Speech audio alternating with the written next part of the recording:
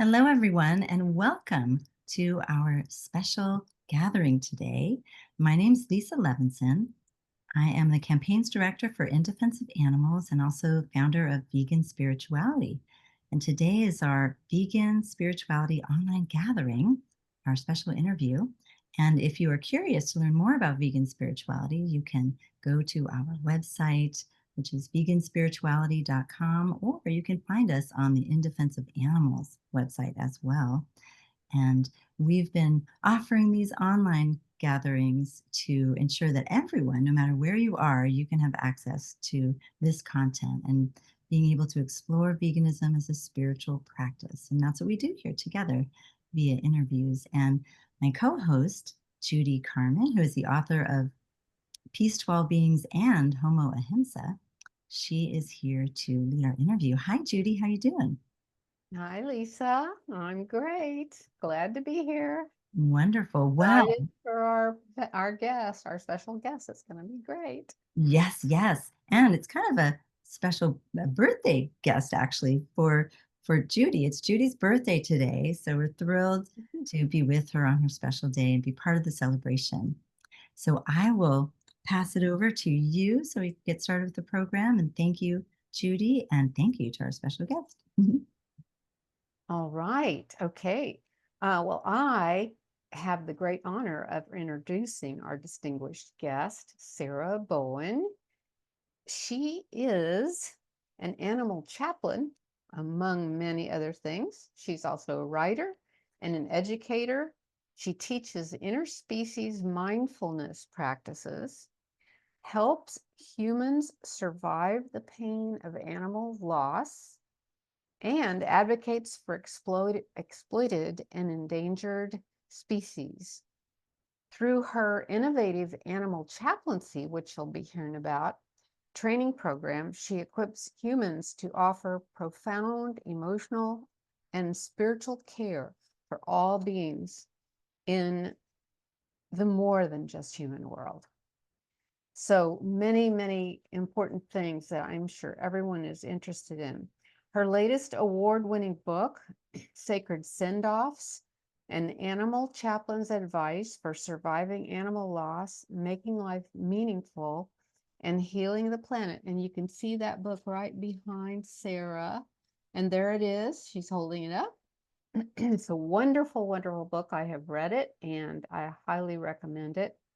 It was featured as a #1 Amazon new release in both the pet loss, grief, and animal rights categories.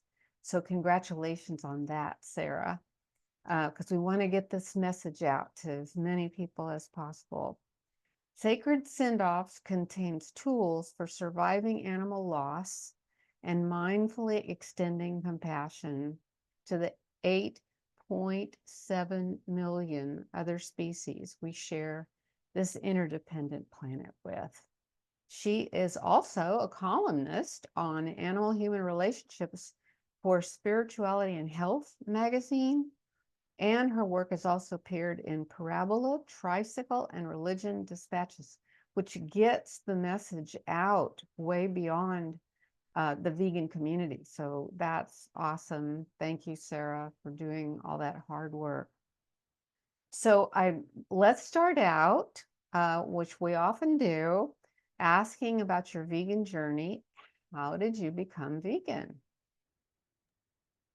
Yeah, so I'm so delighted to be with you here, Judy and Lisa, and all the rest of you folks who are here today. And thank you, Mary, for keeping the tech going. And Judy, happy birthday! Just want to double down on that. That's exciting. Thank you. It happens every year, but It yeah. happens every year. Okay, like clockwork, but still, you know what? I'm glad you're on this planet. So happy birthday. Oh, thank you. Yeah. So here's the short version of my vegan journey, which has been going on for about 50 years and is still going. It goes like this. Chipmunk, cow, Egyptian vulture, elephant, water buffalo, turkey, chicken, pig, dog, squirrel. Would you like the longer version? Just a few more details, yes. So it really started with I was a very curious kid, and I was very curious. starting off about animal life and animal death. I used to find little dead chipmunks and squirrels and different folks, as I was walking home from school, and I'd put them in my lunchbox, one that looked a lot like this, and bring them home and put them in for burial. So I was very much concerned with, respect for animals. My father was a pastor, so I was used to funerals and memorials and things like that for humans. And I wanted to do them for animals. So, I would bury them. Sometimes I would forget. My mother would open the lunchbox and be like, Sarah, come get this, dead little critter. So it starts there, right? It starts with this great curiosity about why don't we treat animals when they die in the same way as we treat them, as we treat humans when they pass, right? We grew up with a lot of food insecurity. We didn't eat a lot of animal meat because it was expensive to start off with. And I remember being very queasy, kind of queasy about that, and on more than one occasion saying to my father at Thanksgiving, "Could you put that in the kitchen so it's not on the table?" Right? So there was an awareness very, very young, like, I don't want to look at this. I don't want to partake, but I didn't have any role models, folks, books, anyone around me that, kind of provided what, another option might be. So it took a while, right? We didn't have the internet and all that kind of stuff. I didn't have Judy and Lisa living down the street. So it took me a while. I think that when I moved out of my parents' house is when it really hit me because I had to start shopping for myself. And that there was that one aisle, that one aisle, right, Judy, that like you don't want to go down that one aisle. And I want to go down that one aisle, right? I wanted to stay over on the other side. And so, I ate a lot of crap. I ate a lot of processed foods and things like that because I didn't want to eat that and I didn't know another way. Um, there were a couple other big steps that happened. When I was in college, I had a conversation at a Thanksgiving dinner with someone where they told me that my father's farm, the cows on my father's farm, weren't pets. I was 20 years old. I didn't know until that moment. Like, I thought farms had cows and pigs and chickens, like we had cats. Like, I didn't know. So in my 20s, that started to kind of I started to have more awareness. I started to do what many of us do, which is, look for better welfare, look for more options, try to reduce suffering. But again, I didn't have a lot of people around to do that. So I think that what really solidified it for me, folks, when it dropped in was when I was 40, I went to Nepal. And on that trip, I met an Egyptian vulture who I jumped off the side of a cliff with to do some hang gliding. I visited elephants who'd been rescued from polo fields, and yet to get to my tent, we rode on them. And then I got stuck in a traffic jam behind an entire truck full of water buffalo and made that eye-to-eye connection. And on that trip, all of a sudden, all these things just kind of started to drop in, right? So that's why I mentioned all those different animals. I returned home, what I like to call a bacon-veg, for a couple of years. I was completely vegetarian except for bacon about every 3 months. It took me a long time to drop bacon, and then I had an experience with a pig, and there you go. So, just each animal kind of told me I had an interaction. So I really believe in those one-on-one, like facts didn't do it, experiences with animals did. So I think that's really what the journey was and where I am now to wrap up that long story you asked me, Judy, is I'm really looking at ways that we can expand the definition of veganism, like I know many of us are. I look at that vegan society definition that says veganism is a philosophy and a way of living which seeks to exclude, as far as is possible and practical, all forms of exploitation and cruelty. And I want to add to that and include animal concerns. So I'm very much an animal ethicist, and I want to talk about all of the animals. So let's have at it, Judy. What else do you want to talk about? Oh, I love your story, Sarah. Wow. And And it was so interesting how it came one animal at a time, talking to you that way.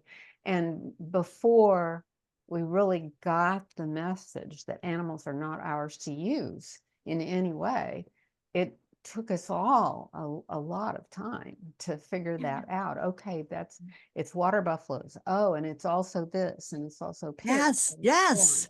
Yeah, Yeah. it And takes it still happens now.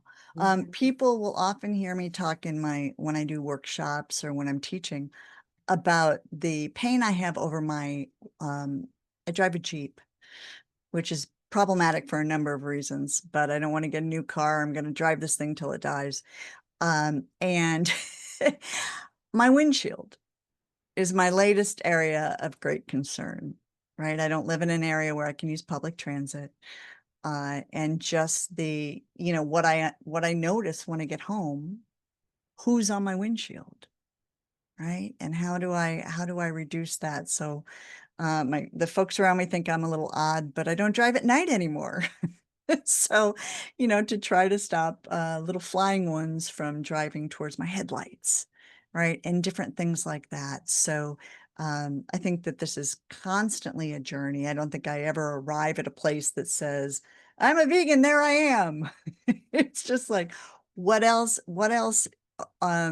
comes into my awareness. And I think psychologically that's actually good, Judy, because I have a friend of mine, Shelley, who says if we learned everything all at once, our heads would simply explode. That, we need to learn, right, in this little way by where we little. can Yeah. integrate. Yeah. Well, and that must happen to some people who are new, and we come at them with all the information. And Yeah, so, we have to titrate. yeah, Yeah. What right, is too exactly. much, right? What Yeah, is too much when people start to back away from you or they say, I don't want to know, like, yeah. how do you start slowly? And it's hard not to because we're feeling so much like, I want you to know all these things. And how do we help people understand in a way that's compassionate for them as well? Yeah. Um, I'm getting a message of happy birthday. Oh, yeah. Happy Somebody- birthday again, Judy. Let's just say that Somebody's every telling me every happy 10 minutes birthday. or so. So, but talk about the Compassion Consortium. Can you hear me okay? Yeah, I can hear you just fine. So we're going to talk Sorry. about the Compassion Consortium. That's okay. Life Yes. happens, and I'm glad people are wishing you happy birthday, Judy. Yeah, Yeah, thank you. so the Compassion Consortium, and we'll get a link in here for you folks as well. Let me paste that in here. Okay, I Yeah, think 'cause that will people may work. want There we to. go. Yeah, Um, that's where you go to register, right? yeah, And so this will attend. give you all sorts of information about this organization. So here's what happened. So how many people know Victoria Moran, who were here? I know you do, Judy, right? So Victoria Moran was someone who I met through one of her books, The Good Karma Diet, which had a really great impact on me.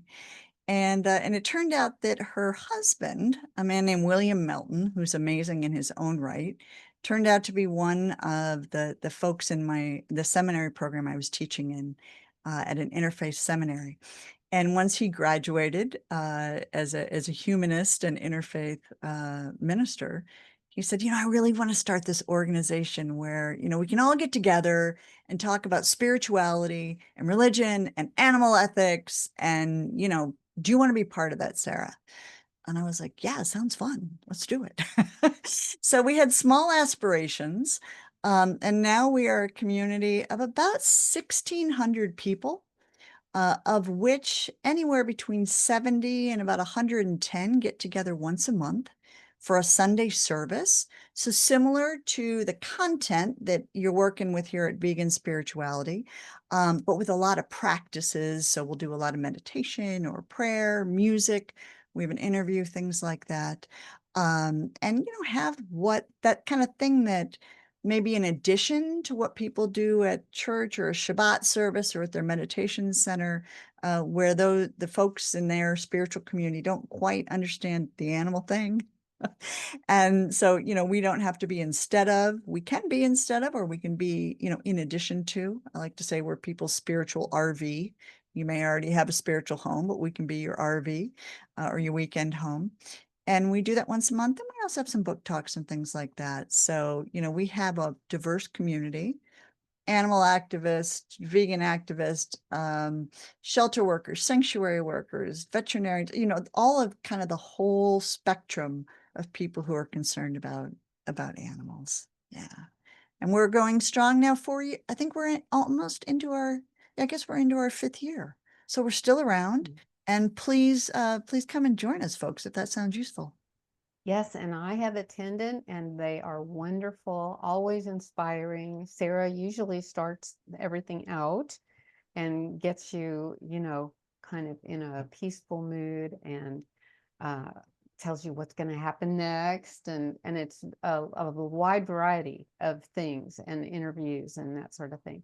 So it's just awesome. I highly encourage everyone to attend, and certainly go to the website and check it out.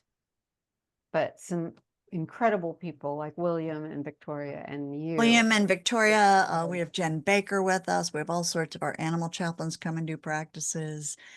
So, we have Dave Simon, if you all know him from the Vegan Meditation Group on Meetup, is head of our advisory board. So we have lots of folks that you may kind of know that are being involved, and we consider ourselves part of this network or part of this web, Judy, that you and Lisa have been tending so well for so many years. That we're another piece of that web for people interested in animals and spirituality and religion.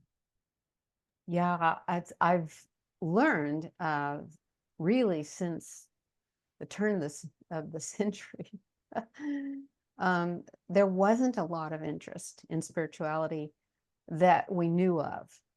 And we kind of are just started learning about each other over the years, and starting different events like this.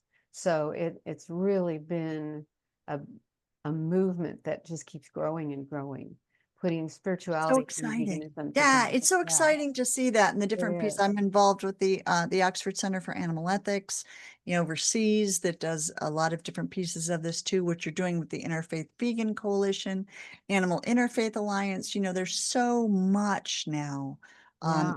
And we stay connected. I think we had maybe 30 presentations at the last Parliament of the World Religions that were animal and vegan based. Yes. The Yes. Academy for the American Academy of Religion also has now an animals and religion unit that does scholarly work around this topic. So, it's out there, folks. We still have to take a look for it, but it's out there, and we're connecting. And I think that's good for us. And it's good for, the 20 quintillion other living beings on the planet that aren't human. Well, and we are connecting with Yeah. each other, which is wonderful, and finding out what each of us is doing so we can network better. That's right. So, yeah, it's just been great. So, but speaking of the animal chaplaincy trainings, I've attended several graduations remotely. It's so inspiring. A lot of ministers, vet techs, animal activists are signing up for the training, and a lot of other compassionate people as well. So tell us all about that and how people can Sure. I follow always like to say, what the fluff is an animal chaplain, right? So let's start with what an animal chaplain is not. An animal chaplain is not a religious zealot that's trying to run around trying to convert people to some sort of belief system, right? Animal chaplains are trained to be interfaith and multi-faith, and we learn a lot about different spiritual systems so we can help people and help animals through the joys and challenges that come up. Okay. The second thing an animal chaplain is not is someone who's only interested in pet loss. I get this all the time. Oh, you help people with pet loss. Yes, that's a portion of what we do, but we do a whole bunch of other things too. So there are pet chaplains who work exclusively in kind of that companion animal space. But animal chaplains work in veterinary practices, animal shelters, farmed animal sanctuaries with conservationists, animal behaviorists, animal advocates, vegan activists, and we work with animals of any species. So we're really in any place where an animal needs emotional or spiritual support, or a human needs emotional or spiritual support around some sort of animal issue.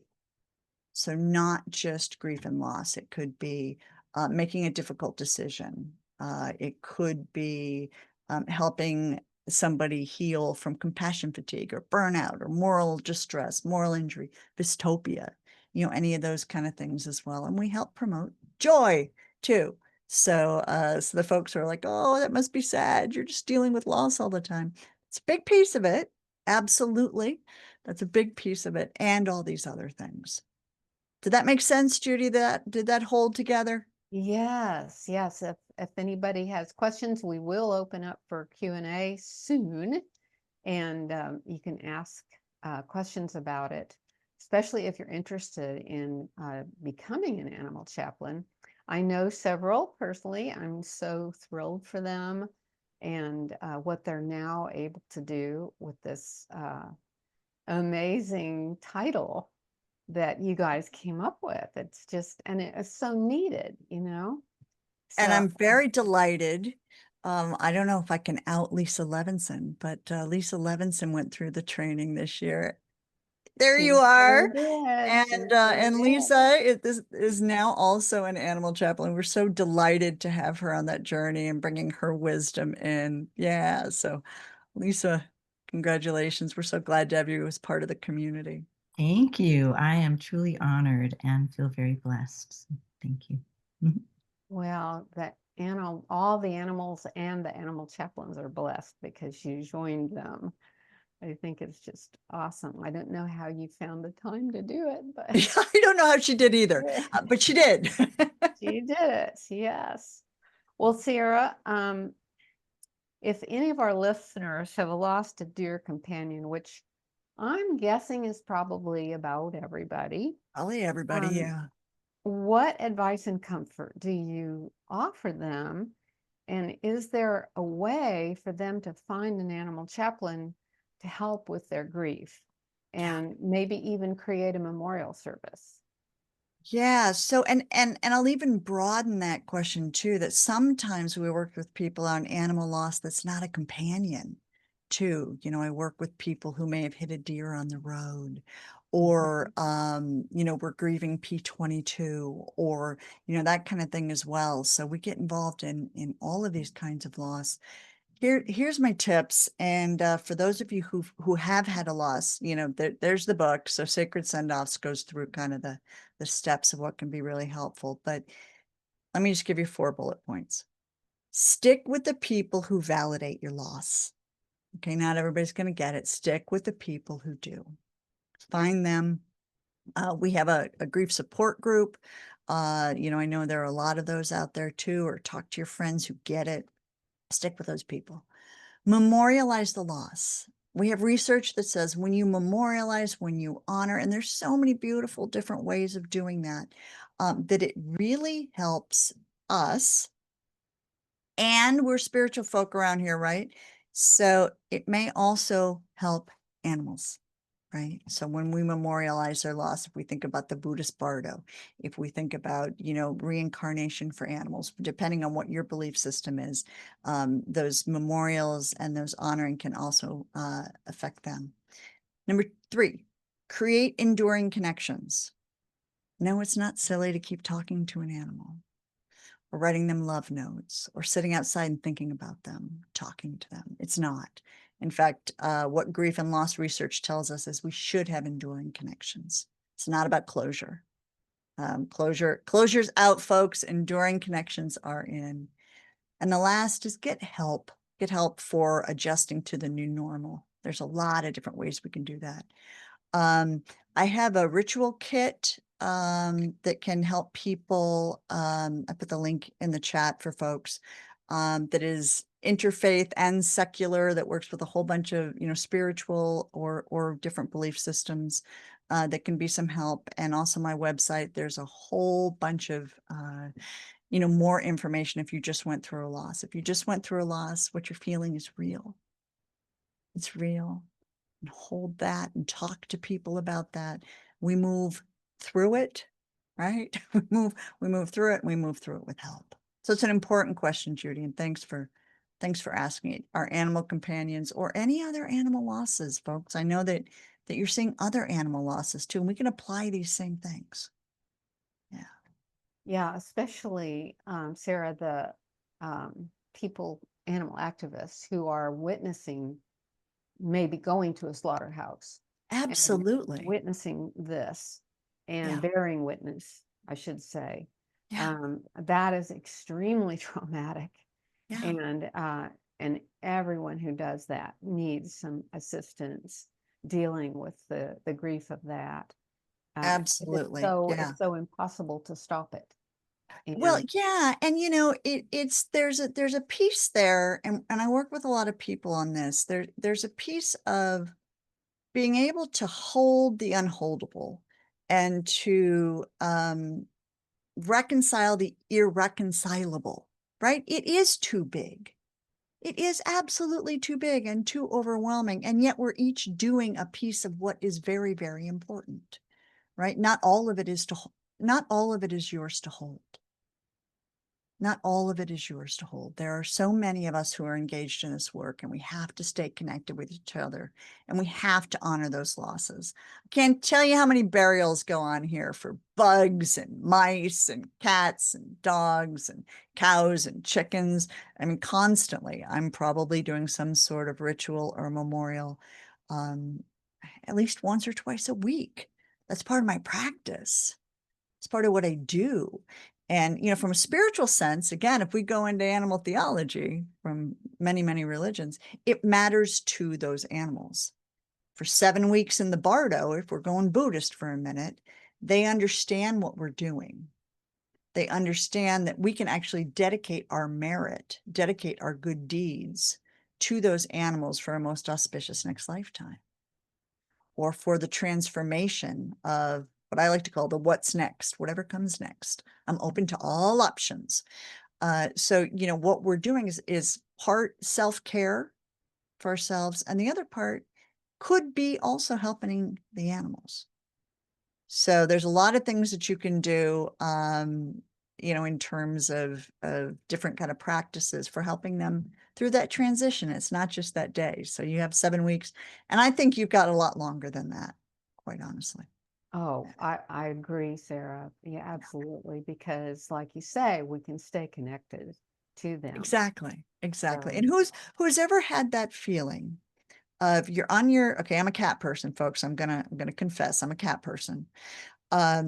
Who's ever had that feeling where you're sitting on your bed and you're kind of sleeping or dozing or reading a good book, and then all of a sudden you feel like the cat jumped on the bed, and then you look down and the cat's not there? Every time that happens to me, I know it's not the cats I live with now. It's I don't know what it is, folks. Don't have the language for it. It might be one of the old cats who used to live with me returning. It might be my own memory.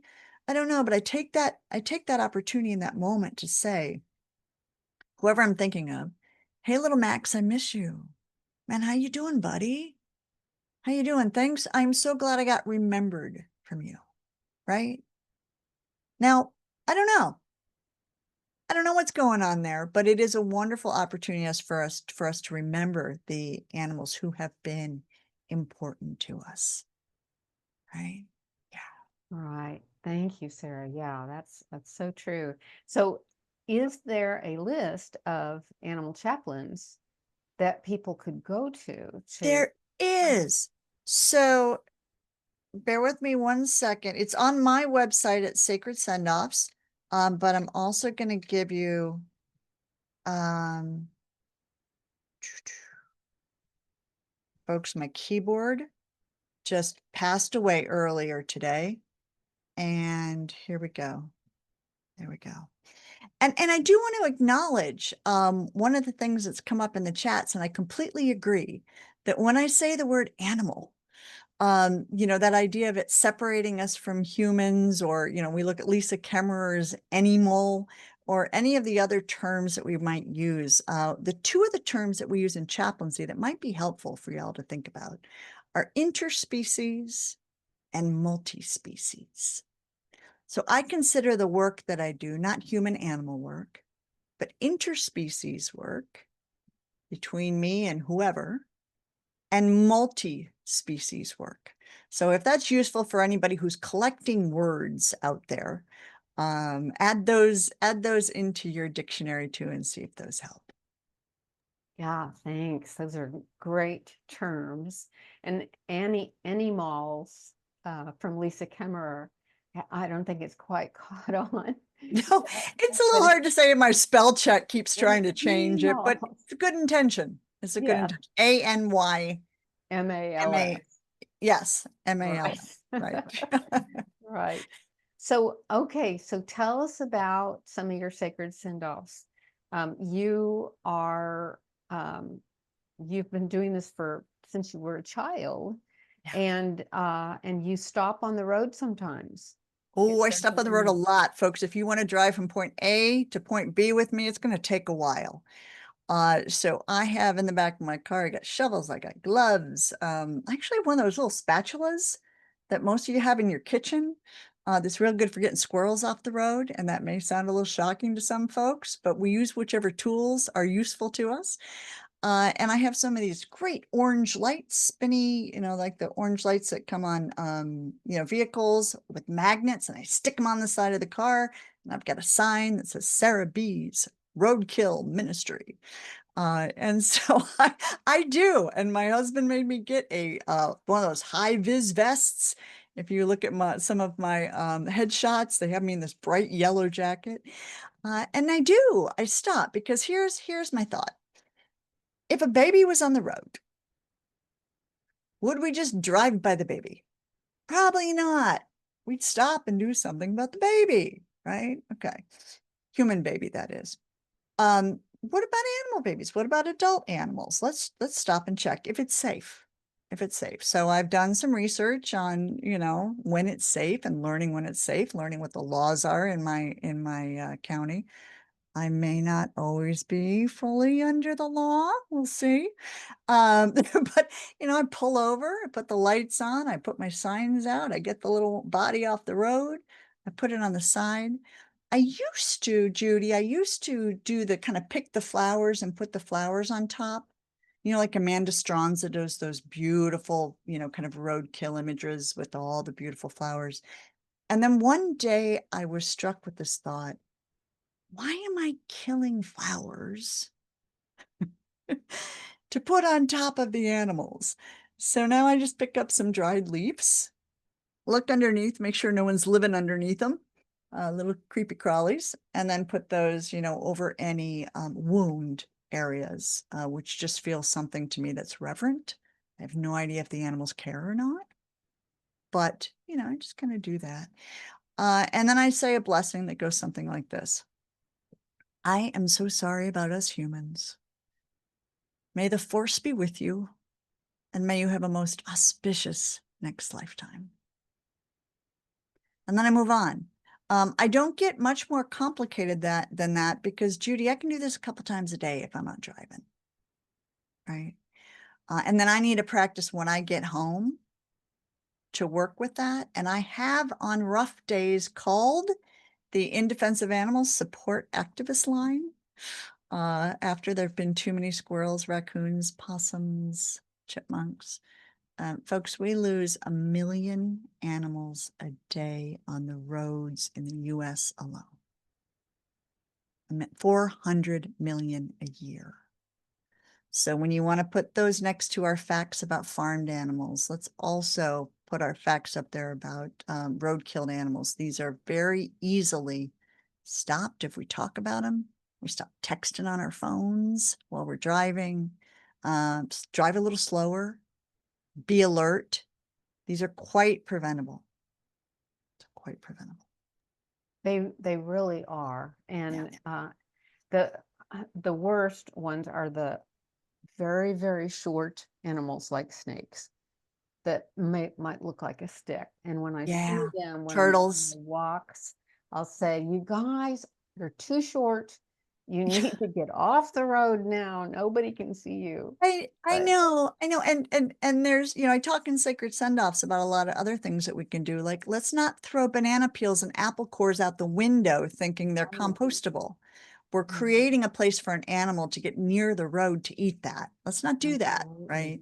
Yeah. There's, other practices we can do. And I think what's really useful about talking about roadkill, and I talk a lot about roadkill on TV and on the radio and different things like that. It's a passion topic, is that it helps people. It's a universal experience that probably most humans have had of seeing, right, a little critter on the road or a big critter on the road.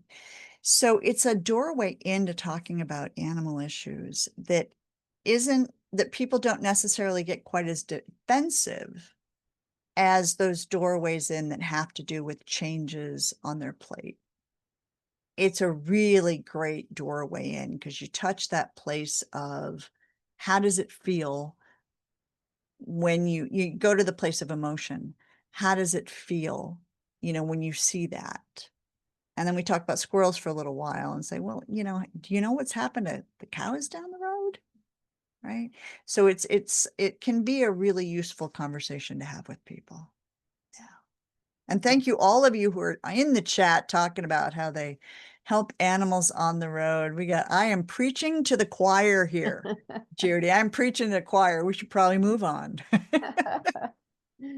Yeah, I'm sure there's so many wonderful Yeah. ideas on what can be done. And uh, I know there are places in the road, like we live on a kind of a country road, and there are no shoulders. There's Yeah. just no place to pull over safely for most of that road. And that can be very frustrating, but I think we can say a prayer, if nothing else. Yeah. And Here's a practice my husband does. He puts his hand on his heart if you can't pull over, and says, I'm giving gratitude for the life of that animal. yeah, Right. that's beautiful. And Yeah. it's beautiful. At first, when he started doing it, Judy, when I first knew him and he didn't really know all the things I was into, I thought he was having a heart attack. Like, we're driving along and he keeps doing this. And I'm like, what's going on with this guy? And then he told me, and I was like, oh, like, this is a keeper. Like, this This guy's is a the keeper. guy. And This then is the sometimes guy. I'll do it when we're on the road and we can't stop. And then he'll be a little snarky and be like, Sarah, that was a tire. And I'll be like, yeah, well, my blessings from Mother Earth, who's got garbage on her, And so we have kind of an ongoing dialogue, but that's also a way to have that awareness that this hurts the heart for many of us. It hurts the heart. And so, if we can get other people understanding, as easy as that, right? When you drive by this, take a second just to think like that there was a life there that now is either gone or has transformed into something else. We don't know, or someone else. And to take a moment to recognize that starting this with children very young is a great way to get them acclimated to how do you work with loss around you and how do you be responsible when you're driving. Yeah. Yeah, absolutely, Sarah. Yes, that's so important, and especially for people with children, to help raise their awareness. Yeah. But before we go to Q&A, um, I wanted to ask you, I mean, this is your area. How do you personally cope with the overall grief of all the animals? We're talking trillions, really, Yeah. every year. Yeah. Yeah, we How do you are. cope? Because that's one of the main reasons that we meet together, is Yeah. to talk about that, and how can we cope? How can we stay centered and peaceful in order to take proper action? Yeah. And I think that's the $1,000,000 question or the $1,000,000,000 question here, right? So obviously, what y'all are doing right here, right now, what we're doing at the Compassion Consortium, any of these places we're gathering to talk about it. I have 4 other tips I might offer, and some of you may already be doing these. The first one is called squirrels, squirrels, squirrels, squirrels. Uh, you need to hang out, in my opinion, with animals who are okay in your habitat. You need to see animals who are okay. Now, there's someone probably in the back of their head saying, yeah, but sometimes squirrels get mange. I know they're not always okay all the time, but hang out in your habitat. I do a practice, and my students do a practice every morning called Good Morning Habitat. Spend 5 minutes in your habitat, even if it's looking out a window in an apartment at a pigeon, or it's in your backyard. Connect to the other living beings who you can see and who you can't. See where life is thriving. For balance, see where life is thriving. Second one, meditation and prayer. We have so much research, evidence-based research right now on how useful those are. Even the sweet spot, folks, is 7 minutes. Okay, that's when you start to get the bodily impact of the self-soothing and of the lowering of the blood pressure and all of those kind of things. 7 minutes. Set your timer for 7 minutes. Go for it. Guided ones or books or however you do that. The third is soft. Does anyone do soft? Judy, do you do soft? Do you know what I'm even talking about when I say soft? No, tell us. Okay. Do you ever wear, or can you feel right now the feeling of a brand new sweatshirt before you wash it? It's all soft inside. Mhm. Or new blanket, fuzzy pair of socks, baby blanket when we swaddle babies. There's a lot of research that tells us that touching soft things gets us back into our bodies. So when I go and do conferences at the Humane World for Animals or the Holistic Veterinary Association or any of the activist places where I do tabling events, I hand out tons of these tiny little creatures. This is my favorite one, but we have all sorts of different animals. I'm not sure what species this one is. We think maybe sloth. We're not sure. I hand these out. I give them to people to put in their pockets and to touch.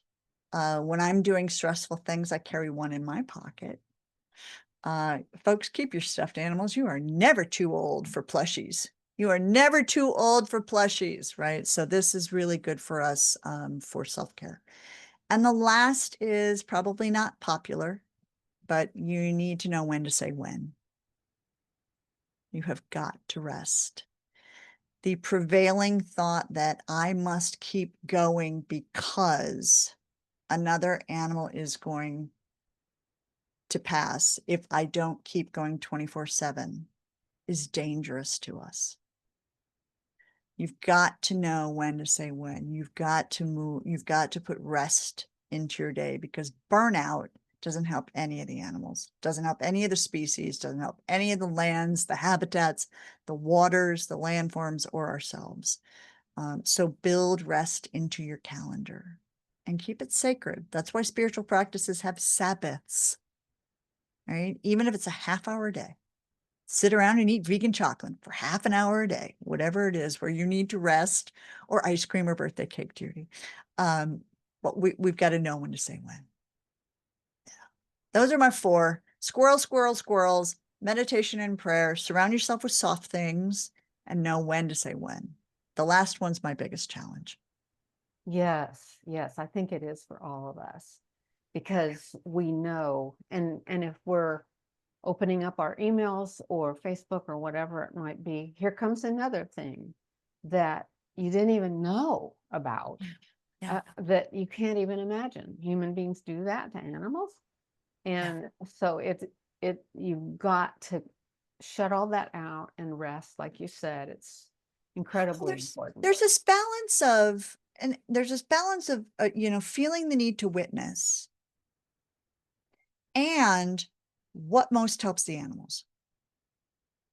And so, that's a balance, right? That many of us are trying to sort out. Also, microshocking, right? Is microshocking something that's good for you, or are you a person who microshocking is not good for? We have clinical research that says microshocking is good for some people, looking at a lot of violent imagery. you know, to keep your resolve and to keep, you know, kind of activated and moral outrage and all of those things. And we have clinical research that says for some people, it's not good for them. And that's not because, you know, some people are stronger than other people. It's just based on what kind of work we're doing. You know, what are the other things going on in our lives?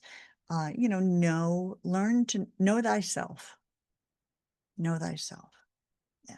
So my 4 tips may work for some of you. They may stink for others of you, but know what works for you. I know Lisa put a link there in the chat too for all the wonderful resources from IDUSA as well. So, you know, share with each other what works for you. Keep trying things. We've got to stay balanced to sustain the work.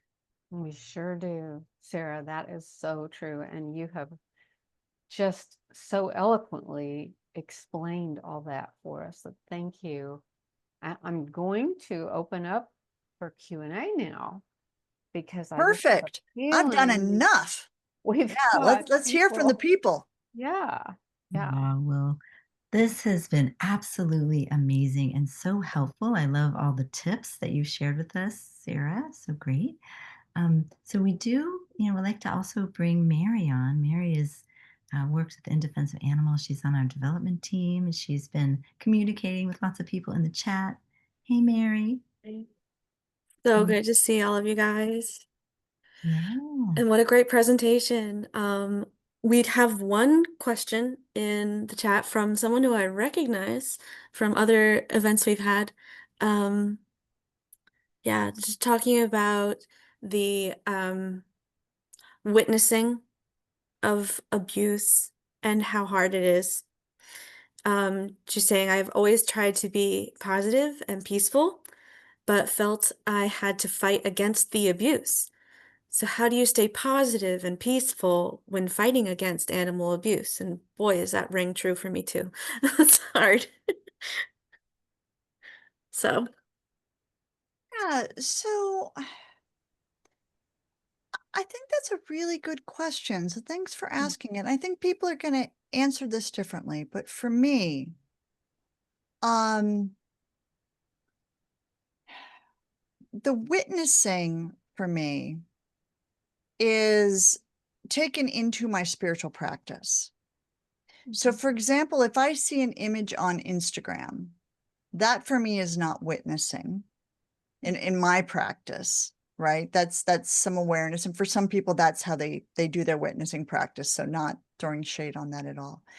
But for me, the witnessing is to go into prayer, go into meditation, and speak to myself and speak to the animals and speak to, you know, the higher power, the innermost self, any of that, what it is that I'm witnessing, right? So being able to say, I know there is so much suffering going on in this moment. Higher power, innermost self, please help me to sustain my work. Please help me to have the strength to be able to do what I can do, to raise awareness, to educate, to be in direct action. Please today help and then I'll add the particular situations that I'm aware of for that day that I want help with. Right. And then I may add also into there the animals, right? So bears who are in biofarms, I hope that you can feel right now what I'm feeling for you, my wide open heart. I am so sorry about the situation that you are in right now. Please know that I am doing everything that I can do in my advocacy. Please help me know what more I can do. Please help the resources come to me so that I can better be aware of your struggles, right? So that's my kind of witnessing practice, is being able to talk that way, and to really take that into a really grounded, centered place. And so some of it may be what I'm seeing for the day or what I'm getting in my newsletters or my IDA actions, right? When I go on the page, you know, I'm taking geese into that prayer all the time, it seems like these days. So I don't know if that's helpful or not, but take it into practice for your witnessing. It's not always about looking at the imagery. yeah, it's when we are witnessing things like abuse, not because we wanted to, but because it's happening in front of our face Mm, and we don't have a choice. yeah. That's Okay. um that's the tough ones. When you want to be able to actually go against like what's happening in front of you, but also knowing that there will be retaliations. People will call you a whistleblower Yeah. and defame you and all sorts of terrible things that you're not really surprising coming from someone who is abusing an animal. You know, it's if they're gonna be that cruel, then and then you have to like live with it, and holding on to that is so difficult. That's a good layer to add, Mary. Mm, So let me add on to what I was just talking about for that mm, specific case. So if I'm in a situation where I'm directly in front of animals who are suffering, mm, right? And I'm with others, and I always need to be with others in my own practice, right? I need to at least be in a pair when I'm doing direct action. And so being able to have someone else with me and being able to say, can we take a moment if we're able to, right? If we're not in a direct confrontation with someone. mm, And if we are going to be in a direct confrontation with someone, or we expect we're going to be in the car before we get out of the car, how are we grounding ourselves together, saying, higher power, innermost self, energy of the universe, please be with us as we walk into this. Please help us stay grounded. Please help us stay peaceful in this situation so that mm, we can, help the animals stay peaceful while we're doing this action, right? mm, So doing that before we go in to a particular action and doing it afterwards. So being able to, after we've done whatever we've done and we've seen whatever we've seen and the situations we've seen and the horrible suffering, how do we get everybody back together who's been involved? Or if it's just you, get on that phone and be with someone and say, help walk me down from this. Right. So I think, I don't know if that helps. I don't know if that helps, but for me, that's what helps me stay grounded is I have got to seek, we're talking about spirituality here.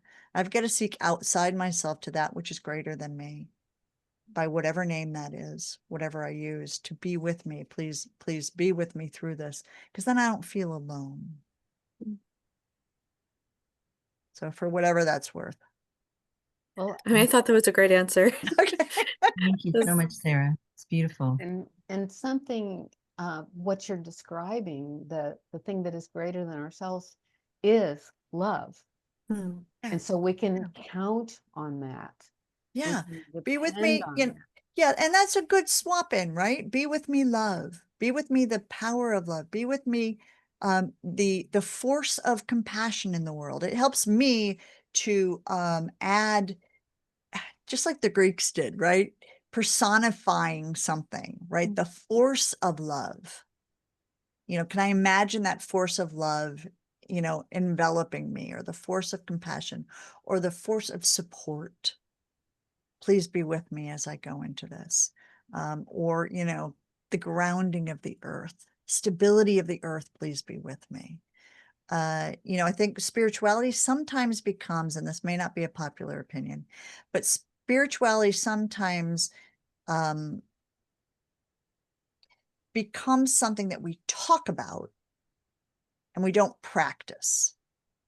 So spirituality sometimes becomes about the beliefs, like I believe that animals have souls, or I believe that, every animal has a spirit, or things like that. And it doesn't become the practice. And the reason that we do practice is so that when we need it, it's on board. That's why it's called practice, folks. Right? So being able to do that meditation in the morning, being able to do that prayer so that when I need it, it just comes out of my pocket just like that. Right? It's got to be spirituality of doing, not just spirituality of believing, if that makes sense. Oh, yeah, definitely. That's part of our vegan spirituality is exploring veganism as a spiritual practice. And that goes in line with what you're saying. And if Yeah. everyone here is enjoying listening to Sarah, you may also enjoy the training, the animal chaplaincy training.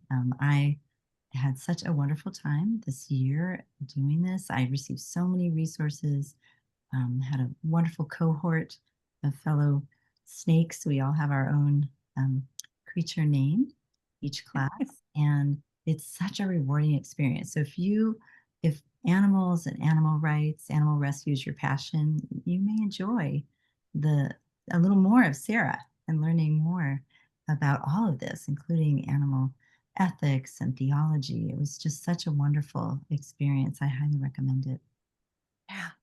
Yeah, and there's something in the chat that I want to pull out too. Yeah, the idea of spirituality without action, right? That spirituality without action is not where we're headed, and I completely agree. That spirituality is something that helps us fuel action. If we look all the way back, so is religion, quite honestly. I'm going to use the R word, folks.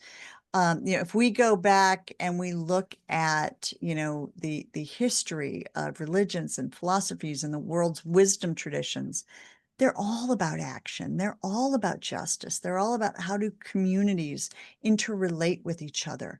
They're all about what happens when conflict comes up. They're all about ethics. So, being able to say that, that there are these things, these ways of being that we need to practice that help us with these actions. So we've got beliefs, we've got practices, and we've got action. And if we're lucky, we've got community around all three of those. And that's the hope. I will put in the chat for you folks too as well.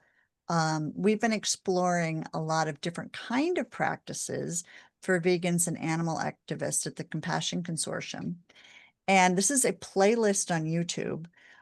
We have chanted Shalom with sheep for the Jewish holidays at Farm Sanctuary. We've done walking meditation with geese. We have done a rest practice with slugs. We are doing different, right? It's about 3 minutes long, Judy. Highly recommend it. Just slow down, watch the slug, banana slug. So, different ways of how do we involve animals? Let's add another layer to that.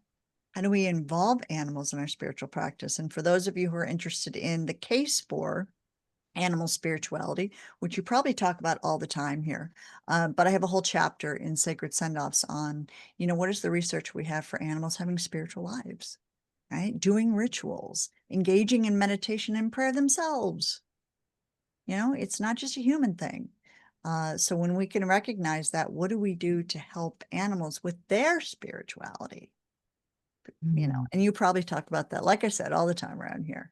But I think it's an important point to make. So I threw something in the chat there for those of you who are interested. Thank you very much. And Okay. I just wanted to share, I have some of the little soft things that we had from our training. Oh, right? Little socks, a little Yeah. blanket. Soft, soft, soft, soft, soft, soft, Wonderful. soft, folks. Soft, soft, soft. It's, think about why you, well, cat people, think about why we love to incessantly pet cats. They're soft. And the more we pet them, the softer they get. Well, thank you very much. And this has been so lovely. We do have a comment in our Facebook Live. I just thought I'd read because it really encapsulates some of this. It's from Cheryl. I just lost our last boy cat. So now I am praying for every one of the 5 cats we have had over the years. Our boy cat was so sweet, and he was very sick with kidney disease. This talk has been helpful. I'm vegan for the last 10 or more years. As each year passes, my commitment to being vegan keeps deepening and seeing animals as sentient beings, and they are precious. Perfect. Blessings on your broken heart. What a beautiful, beautiful practice that you are doing. Yeah. Yeah. If you need an animal chaplain, if one of us can be of help, please go to findanimalchaplain.com. It sounds like you're off to a beautiful, beautiful start in your grief practices. If we can be of any help, please reach out. And if there's anything that you would like to say to close us out, Sarah, if there's something you would like to, you're welcome to. Well, I love practice. So do we have 2 minutes for a closing practice? Yes, Yeah. we do. All right, folks. So just take a deep breath. I hope, like me, many of you are doing the Circle of Compassion's noontime prayer practice, where every day at noon we say, compassion encircles the earth for all beings. I encourage you to add to it if you aren't already. And let's take a deep breath and let me add to that thought today, it being 9 o'clock where I am, not noon, but that's all right. Taking another breath together. Closing your eyes if it's comfortable. Compassion encircles the earth. Let me be part of spreading that compassion. Help me fight the idea of compassion scarcity. That to care for humans means we don't have enough space to care about cows. That to care about cows means we don't have enough space in our hearts to care about shelter dogs. And help me fight the idea that to care about cows and shelter dogs means I can't also talk incessantly about squirrels. Help me bring attention to all animals' challenges and their amazing abilities, each species and each individual animal of that human named species. I reach to my higher power, my innermost self, the energy of love, the power of the earth, and ask, help us be instruments of compassion, of caring, of activism, of advocacy, and of education. Help us access not only sadness and grief, but also joy and laughter, so that we do not succumb to compassion fatigue. Help us remember to rest, so that we don't succumb to burnout. And help us have longevity in that compassion. Finally, help me not lash out against others whose ways I don't understand or I outright oppose. Help me treat people gently and help stroke their curiosity and help them learn to change their practices that create suffering. Help me see a divine spark in every single human I meet, even when that is very, very hard. We close by asking, may all beings be free from pain. May they be free from suffering. May they be happy, joyous, and free. Take a deep exhale with me, and if your eyes are closed, breathe them open. Add your favorite closing word. Amen. So mote it be, and so it is. Om Shanti Shanti Shanti. Amin. Ashe. Whatever is your word, folks, add that on. Judy, Lisa, Mary, thank you for having me. Thank all of you who are here and for your rich engagement in the chat as well. I look forward to downloading it and reading it to hear all of the wise words you all have. Yes, tremendous wisdom and so much interest in what you're saying. And thank you so much, Sarah. This has just been wonderful. So glad we did this. We My are so pleasure. grateful. Happy birthday, Judy. Yes, Thank happy birthday, you. Judy. And thank you, Sarah, for joining us. And we deeply appreciate it and look forward to spreading the word also about the animal chaplaincy program and ensuring that we all get the support we need to continue our love for animals, our advocacy, and also for the earth and all her inhabitants. May it be so. Yes. And thank you so much. Have a wonderful evening, everyone. We really appreciate each of you for taking time to join us, and then we'll send a replay soon. Thanks so much. Bye, everyone. Lots of love. This has been wonderful. Thank you for joining us. Thank you.